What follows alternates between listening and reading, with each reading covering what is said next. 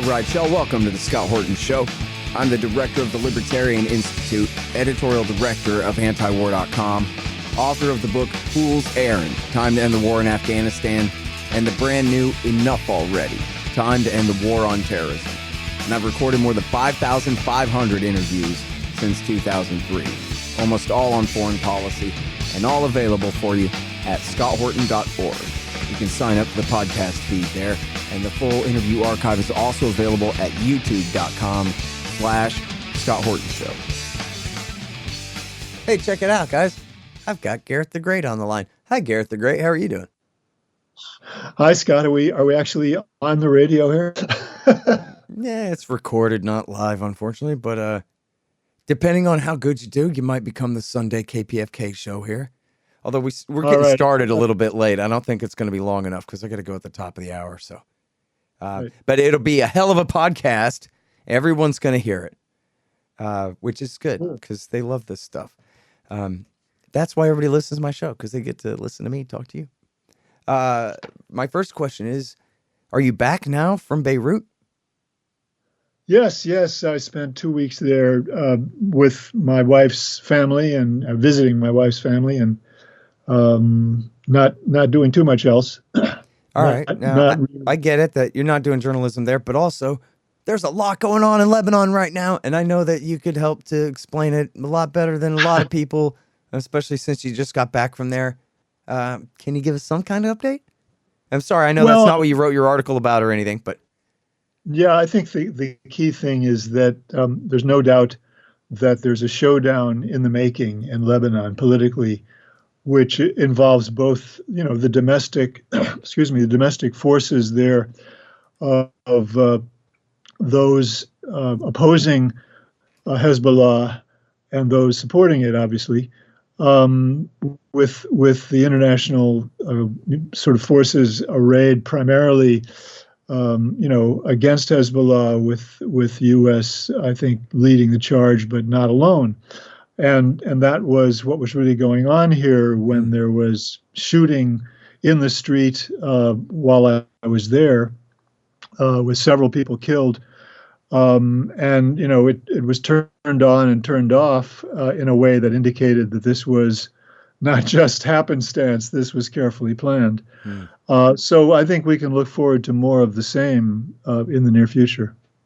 Yeah, well, I'm so out of date on Lebanon. I never did know that much about it in the first place, but I thought that there was a coalition between Michael Aoun, who is the leader of, you tell me which Christian faction again, and he was in a coalition with Nasrallah and Hezbollah, right? And now, are they at odds at this time?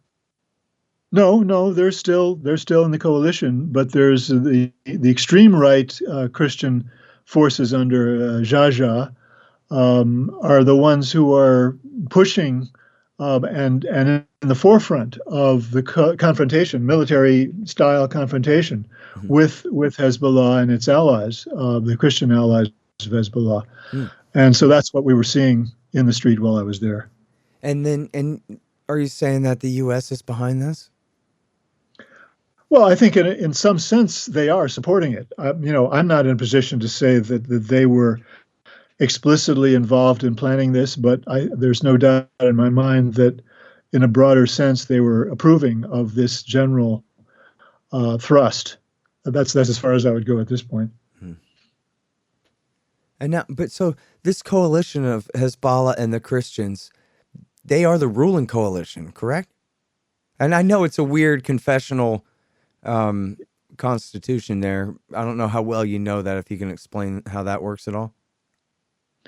Well, I would just say that, yes, there is a political system that is based on, religious factions, both Christian and Muslim, and that has been the basis for Lebanese politics for generations.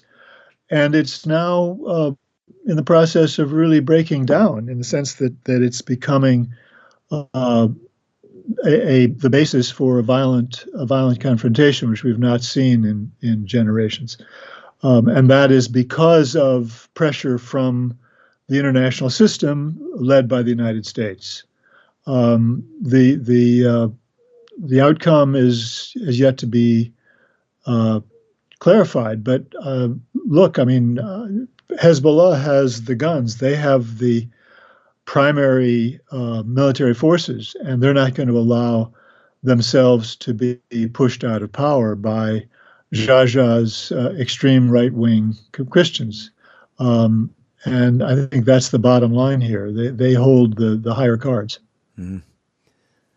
All right. Well, I think I need to be regularly reading Sharmeen Narwani, for one. I know that I'm way behind on this. Do you have any other good recommendations for regular writers on Lebanon? At this point, I can't think of anybody who is really covering it that deserves to be loyally read. I think you're on the right track. Sharmeen's coverage is going to be reliable. Okay, cool. Man, sorry if I sound all nervous all of a sudden. I just got invited back on the Kennedy show on Fox News. I always get nervous when I get these emails from her producer. Like, oh, man. Well, that'll be fun. I'm going to say some anti-war stuff. Man. Okay, listen, let me talk to you about this great article that you wrote. I love this phrase. You know, last night I did a presentation for a bunch of high school kids. It was quite a few of them. A pretty large group for this guy's history class. And they were some bright kids. They asked really good questions at the end, you know, like really insightful kind of ones and stuff. It was really great. But anyways, one of my answers to them was, you see, kids, it's all a racket.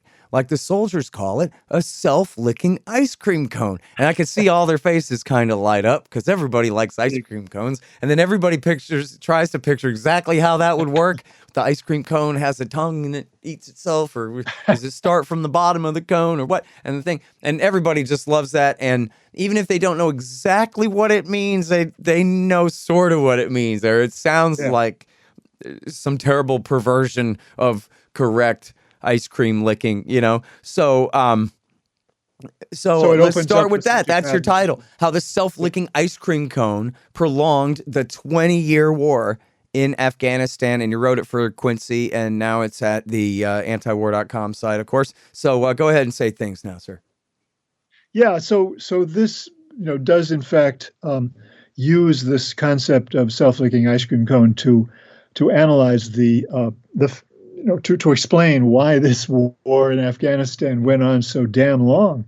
And basically, it takes as its sort of a second level of analysis Morton Halperin's 3 kinds of institutional interests, which I think is a good way to sort of encapsulate the range of interests that were being promoted institutionally, that really spelled out the ways in which this war was prolonged.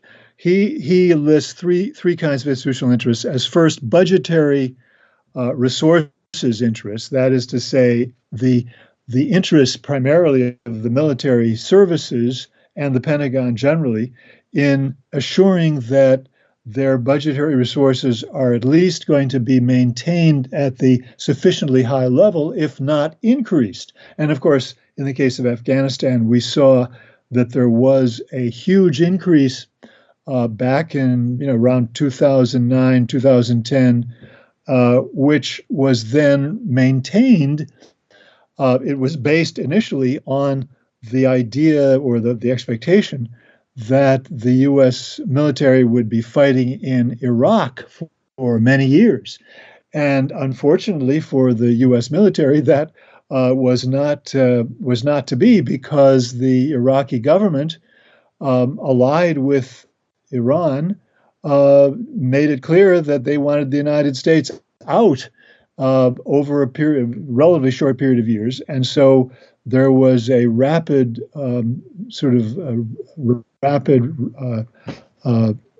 reduction in U.S. forces over that period from 2010 to 2014. And that meant, of course, that somebody else, some other mechanism had to be found in order to fill that gap, because the Pentagon had planned to have a 14% increase in their budget during that period. And this was based on the idea that the Iraq War would continue at a high level. But instead, it was going to dwindle down. And of course, that meant that Afghanistan had to fill the gap. And so all those forces that were going to be committed to Iraq had to be fighting in Afghanistan. And so that's why the war in Afghanistan was the savior of the Pentagon and the Army in particular, and allowed those institutions to maintain the kind of level of budgetary resources that they had counted on. And so I think that's a key factor here in explaining why that war had to go on and why it had to go on at a high level. The second kind of institutional interest that was involved were mission capabilities that the military is used to having assigned to them over some period of time. And of course, that meant that the Army had to find the missions and the capabilities that went with maintaining their role in Afghanistan. And that was part of the deal in which the war went on, and they found constantly new missions. Then the third one that Morton Halperin talks about is internal staff morale. And by the way, this is a little asterisk here. My piece, which I think was around 1,200 words, should have been much longer in order to explain some of this stuff, because what that meant, in fact, although Morton Halperin himself didn't say so, was the senior staff morale, not just it didn't have to do with GI morale. Right. These guys are on their 7th tour. Exactly. It was the generals whose morale had to be maintained. And of course, the war in Afghanistan was turned into a perfect way of doing that, because it was necessary to have rapid turnover of generals in senior positions, or rapid turnover of senior staff, so that the maximum number of generals could be promoted to higher levels. And that's exactly what happened in Afghanistan. And as a result, you had a historic milestone here, which was that by 2020, the U.S. military had the same number of generals that it had when World War II ended, which shows just how extreme this principle was carried to in terms of maintaining senior staff morale in Afghanistan. Yeah. Hey, y'all, check out our great stuff at libertarianinstitute.org/books. First of all, we've published No Quarter, The Ravings of William Norman Grigg, our Institute's late and great co-founder. He was the very best one of us. Our whole movement, I mean. And No Quarter will leave his mark on you, no question. Which brings us to the works of our other co-founder, the legendary libertarian thinker and writer Sheldon Richman. We've published 2 collections of his great essays, Coming to Palestine and What Social Animals Owe to Each Other. Both are instant classics. I'm proud to say that Coming to Palestine is surely the definitive libertarian take on Israel's occupation of the Palestinians. And Social Animals certainly ranks with the very best writings on libertarian ethics, economics, and everything else. You'll absolutely love it. Then there's me. I've written 2 books, Fool's Errand, Time to End the War in Afghanistan, and Enough Already, Time to End the War on Terrorism. And I've also published a collection of the transcripts of all of my interviews of the heroic Dr. Ron Paul, 29 of them, plus a speech by me about how much I love the guy. It's called The Great Ron Paul. You can find all of these at libertarianinstitute.org/books.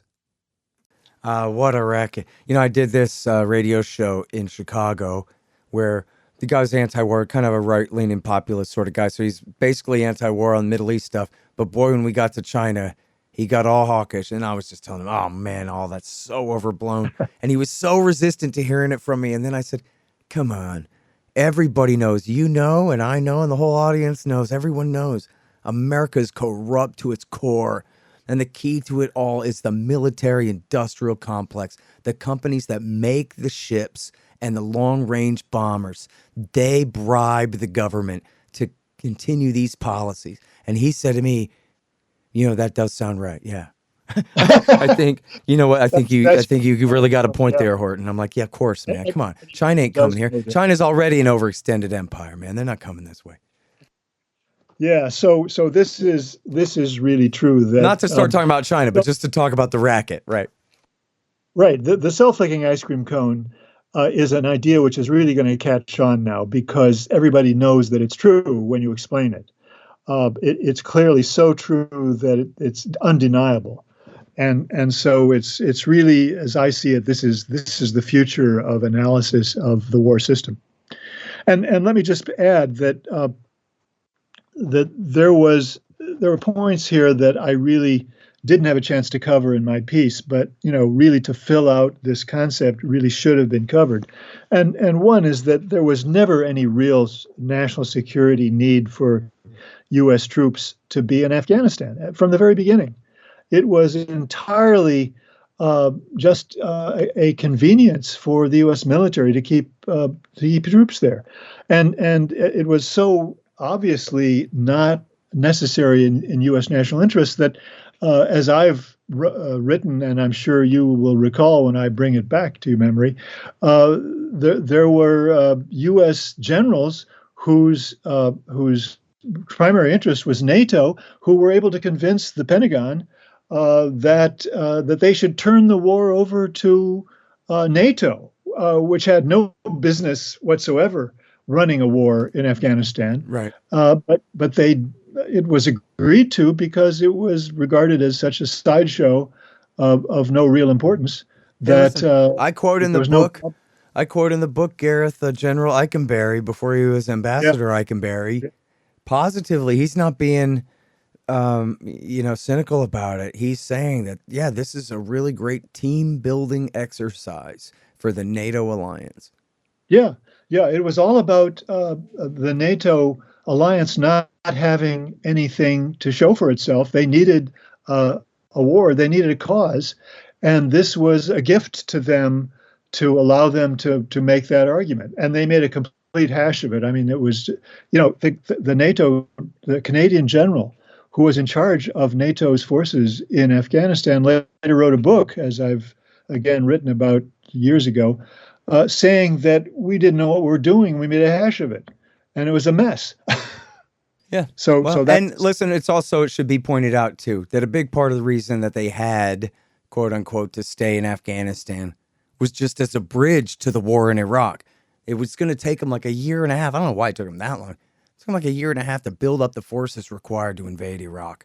And so they needed to be able to say to the American people, oh, there's a big old war going on out there. When in fact, there was just a couple of hundred guys and they let them get away. And in fact, I learned a new anecdote, Gareth, about Tora Bora. There was a piece in Task and Purpose about, it was a profile of the guy who was, the man on the scene, the lead Air Force air controller on the ground, a one-man air traffic control and bombing run coordinator and everything. And he ran the entire air war at Tora Bora there, attached to the Delta Force. And they just make the statement out of, with no particular relevance. It just shows up there in the story of his life that they canceled the whole thing on December the 9th. When bin Laden didn't get away till the 17th.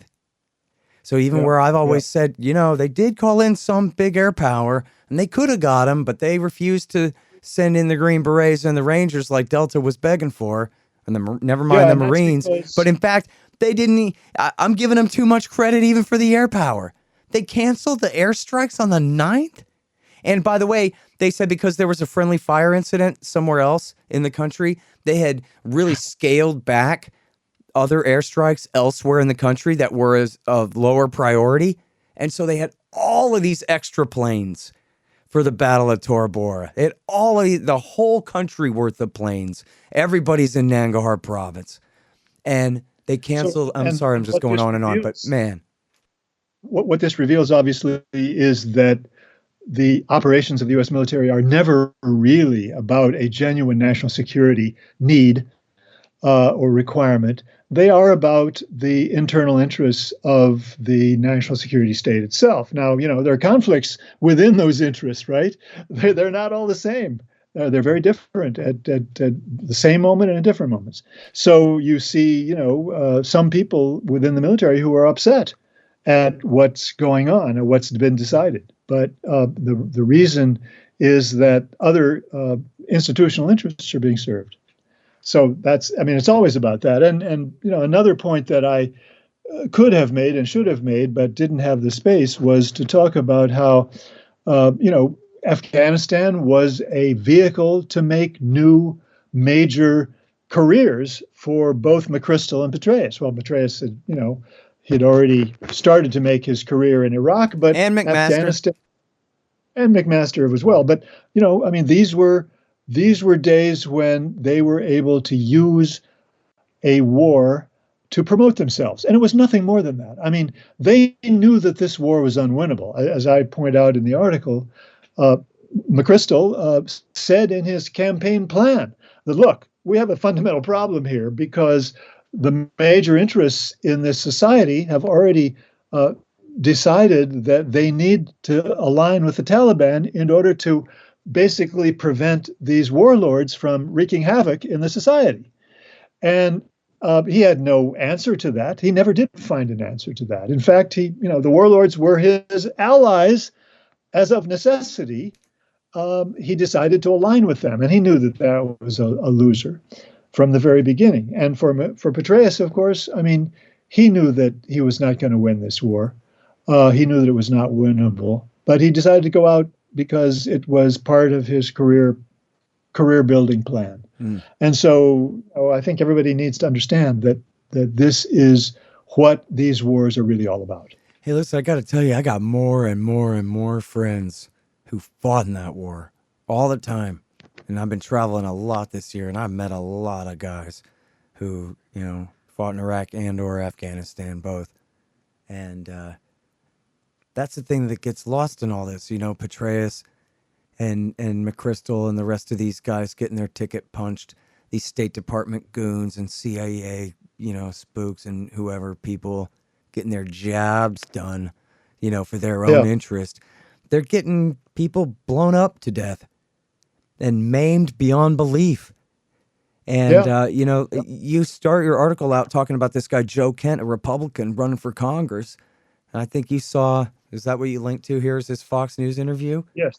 So we saw the same Fox News interview where, hey, this guy takes it personally that these people lied the whole time because he took a sacred oath and risked everything and lost everything, including his own spouse. And as he complained in that interview, it was after Trump tried to get everybody out of Syria, which happened twice, that the military just essentially said belay that order and forced Trump to back down and kept the people in Syria. But also I think he said he was an Afghan, I forget Iraq, but I think he was an Afghan war vet and had lost people there.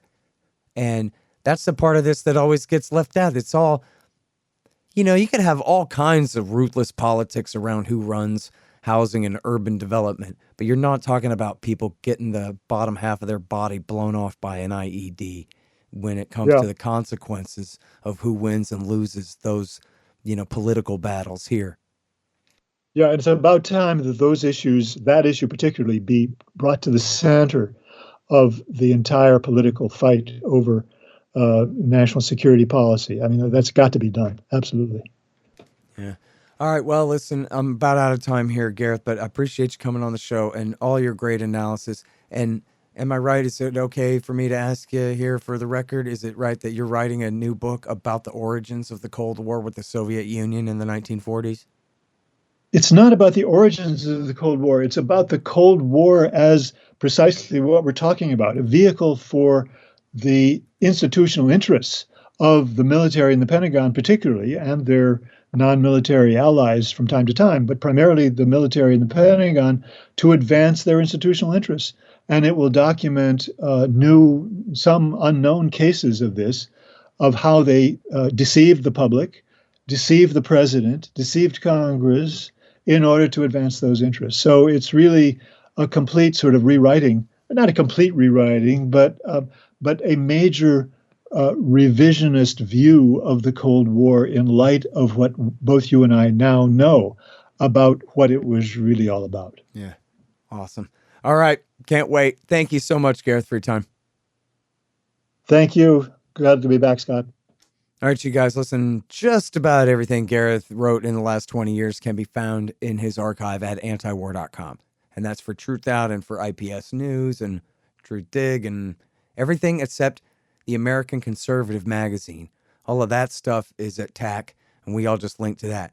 But Responsible Statecraft and, of course, the Gray Zone Project, all of that stuff is at all those places I just named, and it's also all in the archives at antiwar.com. So go and catch up.